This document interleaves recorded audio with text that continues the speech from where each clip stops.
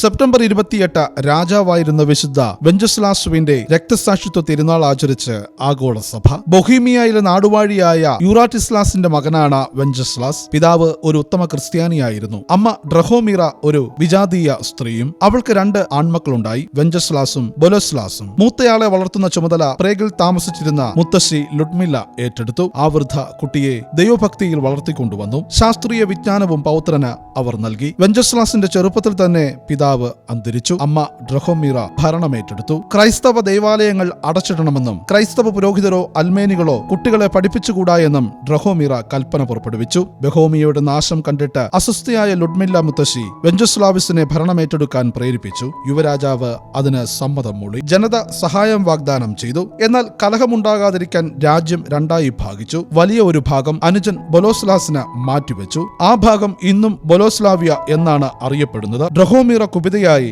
ഇളയ മകൻ ബൊലോസ്ലാസിനെ ക്രിസ്തുമത വിരോധിയും വിഗ്രഹാരാധന പ്രിയനുമായി വളർത്തി. വെഞ്ചസ്ലാസ് നീതിക്കും സമാധാനത്തിനും വേണ്ടി അധ്വാനിച്ചു. ഭരണകാര്യങ്ങൾ പകൽ സമയത്ത് വേണ്ട പോലെ നിർവഹിച്ച ശേഷം രാത്രിയുടെ വലിയ ഒരു ഭാഗവും വിശുദ്ധ കുർബാനയുടെ മുൻപാകെ അവൻ ചെലവഴിച്ചു. ഗോതമ്പും മുന്തിരിയും തന്നെത്താൻ കൃഷി ചെയ്ത് ഫലങ്ങൾ ശേഖരിച്ച് വിശുദ്ധ കുർബാനയ്ക്കുള്ള അപ്പവും വീഞ്ഞും തന്നെത്താൻ തയ്യാറാക്കിക്കൊണ്ടിരുന്നു. രാജ്യഭരണത്തെക്കാൾ അദ്ദേഹത്തിന് ഇഷ്ടം സന്യാസമായിരുന്നു. ജനങ്ങളുടെ വിശ്വാസത്തിന് ഹാനി വരാതിരിക്കാൻ വേണ്ടി രാജ്യഭരണം നടത്തിയിരുന്നുവെന്ന് മാത്രം. ക്രിസ്തുമതത്തിന് അനുകൂലമായ പ്രവർത്തനങ്ങൾ ലുഡ്മില്ലായിൽ നിന്ന് ഉളവാകുന്നതെന്ന് മനസ്സിലാക്കി ഡ്രഹോമിറോ ആ വൃദ്ധയെ ആളെ വിട്ടു വധിച്ചു. ഘാതകൻ രാജ്ഞിയുടെ കപ്പേളയിൽ വെച്ച് ശിരോവസ്ത്രം കഴുത്തിൽ ചുറ്റി ലുഡ്മില്ലായെ ശ്വാസം മുട്ടിച്ച് കൊല്ലുകയാണ് ചെയ്തത്. തന്റെ അമ്മയാണ് മുത്തശ്ശിയെ കൊല്ലിച്ചതെന്ന വസ്തുത വെഞ്ചസ്ലാസിന്റെ മനസ്സിനെ വല്ലാതെ മുറിവേൽപ്പിച്ചു. അദ്ദേഹം ഒരു ദേവാലയം നിർമ്മിച്ചു. വിശുദ്ധ വീത്തോസിന്റെ കരം അതിൽ സ്ഥാപിച്ചു. വെഞ്ചസ്ലാസിന്റെ നീതിനിഷ്ഠമായ പ്രവൃത്തികൾ ഇഷ്ടപ്പെടാത്ത പ്രഭുക്കന്മാർ അനുജൻ ബൊലോസ്ലാസിന്റെ പക്ഷത്ത് ചേർന്നു. ബൊലോസ്ലാസിന്റെ പ്രഥമ ശിശുവിന്റെ ജനനം ആഘോഷിക്കാൻ വെഞ്ചസ്ലാസ് രാജാവ് അനുജന്റെ വീട്ടിലേക്ക് കടന്നു വന്നു. രാജാവ് പതിവ് പോലെ പ്രാർത്ഥിച്ചുകൊണ്ടിരിക്കുമ്പോൾ ഡ്രഹോമിറയുടെ പ്രേരണ അനുസരിച്ച്